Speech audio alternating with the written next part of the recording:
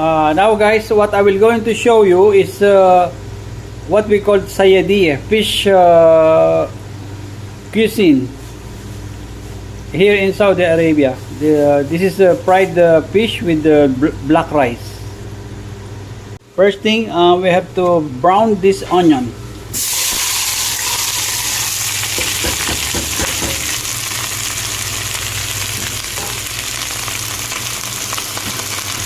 Put some salt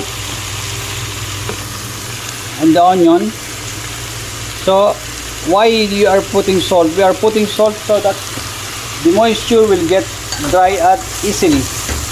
You want it won't take long to dry up for the onion. You see guys, it's now starting to be caramelized, the onion.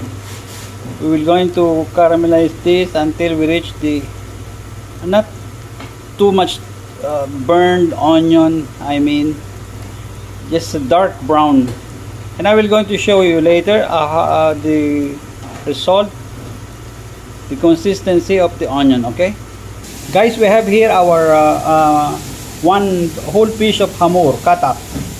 I asked the fishmonger to cut me up or cut it up for 5 pieces. Now we will going to put mix fish spices on it.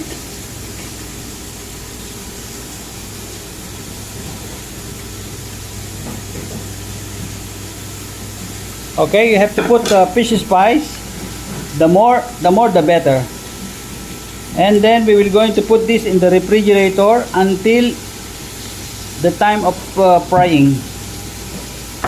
We have to put it in the refrigerator first, so that the spices will incorporate very well inside the fish.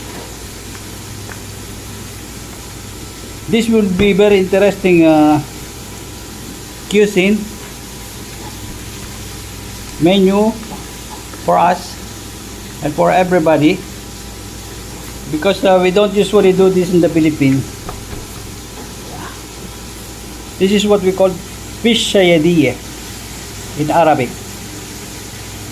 Now, after I finish rubbing all the spices, we're going to put this in the refrigerator until we fried it. Okay? See you.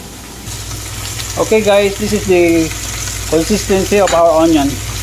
Now it becomes so brown, and we will going to put water.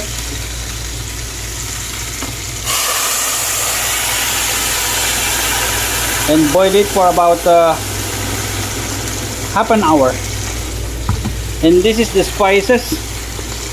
We have here cloves, bay leaves, dried lemon, lime, cardamom, and cinnamon bark.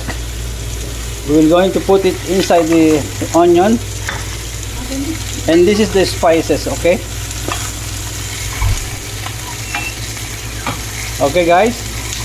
And now after the boiling, after half an hour boiling, we will going to drain all this, take the water and put it on the rice. Use it on the rice tonight. Thank you. Okay guys, this is what I told you about our food today. This is the one we did before, the brown rice. And this is the fish that we put spices on it, and the kind of cooking is what they call sayadiyeh in Arabic. It's better to be served, good to be served with chili sauce, tamarind sauce, and tahini sauce. And this is the French fries that we did before the sayadiyeh, matched with the chicken scallop, arugula salad and onion, and of course the green salad. So I hope you will like it, and thank you. See you in my next video. Thank you.